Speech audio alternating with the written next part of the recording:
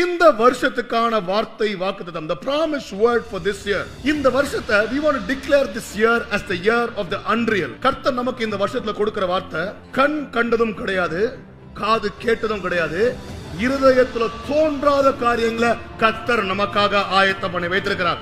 Your eye is not seen, your ear is not heard, and you've not even thought about it. Those are the great things that the Lord has prepared for us. இன்னைக்கு the problem with us is that because we have certain knowledge, certain educational background, சில காரியங்களை நம்ம வாழ்க்கையில பார்த்ததுனால we stop believing in the unbelievable. We only believe in the real things. Unreal things we are not believing at all.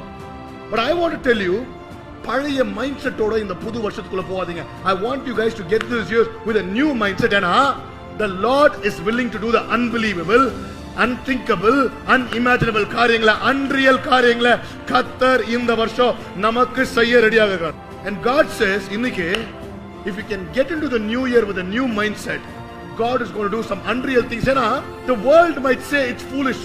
உலகம் நம்மளை பார்த்து என்ன முட்டாள்தனமா பேசுற, இப்படி நம்ம கர்த்தர் செய்வாருன்னு நம்மளை பார்த்து முட்டாள்தனமான்னு சொல்லலாம். ஆனா யாரு முட்டாள்னு கர்த்தர் காண்பிக்கும்படியாக unimaginable, unreal things God is going to do this year. Come on, say this year is going to be the year of unreal.